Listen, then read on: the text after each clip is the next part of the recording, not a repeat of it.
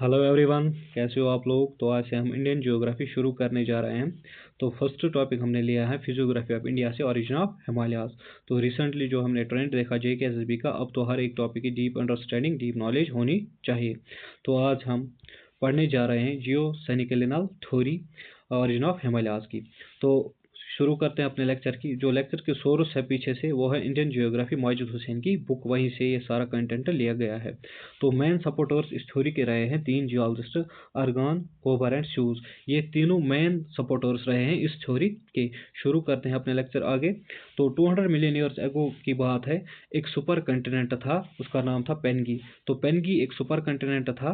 200 million years पहले इसकी disintegration शुरू होती है। तो डिसइंटीग्रेशन जब शुरू होती है तो ये दो पार्ट्स में डिवाइड होता है, अंगारा लैंड और गोंडवाना लैंड में। तो नॉर्थर्न लैंड मास बन गया अंगारा लैंड और साउथर्न लैंड मास बन गया गोंडवाना लैंड। तो इन दो लैंड मासेस के दरमियान एक फॉर्मेशन होती है एक सी की, उसका नाम था तैतस सी।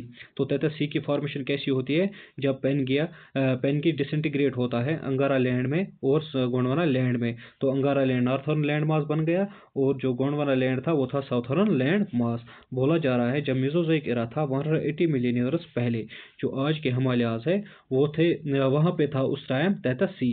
जो आज के हिमालयाज है वहाँ पे उस टाइम था तैतस सी। वो जगह किसने ऑक्यूपाई की थी, तैतस सी ने। ठीक।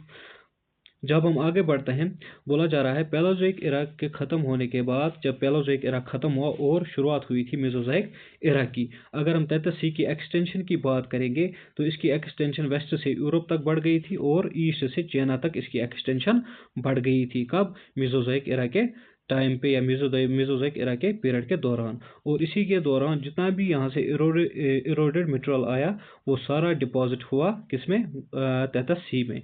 जितना भी इरोडेड मटेरियल अंगारा लैंड से चला आया, इन दो लैंड मासेस से चला गया, चाहे गोंडवाना लैंड था या अंगारा लैंड था, वो कहाँ पे डिपॉजिट हुआ, तैतस सी में।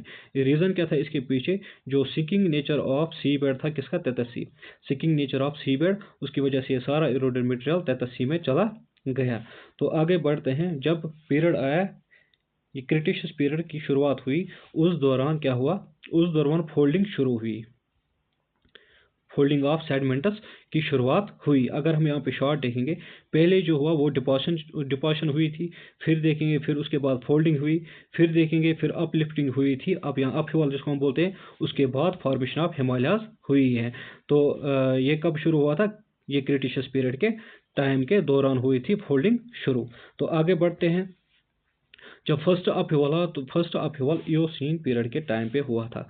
फर्स्ट अपहिवल इयोसीन पीरियड के टाइम पे हुआ था 16 मिलियन ईयर्स एगो। तो इस दौरान किसकी फॉर्मेशन हुई थी, द ग्रेटर हिमालयाज की formation Eocene period 65 million years ago में हुई। तो फर्स्ट अपहिवल में ग्रेटर हिमालयाज की फॉर्मेशन हुई थी। सेकंड अपहिवल की बात करेंगे तो मियोसीन पीरियड के दौरान हुआ था 45 मिलियन ईयर्स एगो। सेकंड अपहिवल कब हुआ था, मियोसीन पीरियड के दौरान 45 मिलियन ईयर्स एगो, और इसमें फॉर्मेशन हुई थी लेसर हिमालयाज की।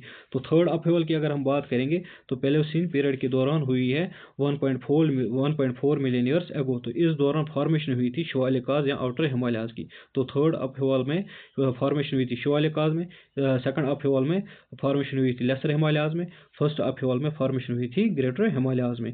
यहाँ इयोसीन पीरियड के दौरान फॉर्मेशन हुई थी ग्रेटर हिमालयाज की, या मियोसीन पीरियड के दौरान फॉर्मेशन हुई थी लेसर हिमालयाज की, पैलेओसीन पीरियड के दौरान फॉर्मेशन हुई थी शिवालिकाज की।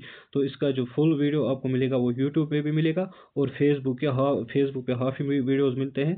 तो टुमारो से हम कंटिन्यू करेंगे। टुमारो हम प्लेट टेक्टोनिक थ्योरी से आगे जितने भी टॉपिक्स आएंगे वो कंटिन्यू करेंगे, प्लेट टेक्टोनिक थ्योरी भी पढ़ेंगे। तो आज के लिए इतना ही। आपको चैनल को सब्सक्राइब करना है और फेसबुक को फॉलो भी ज़रूरी करना है।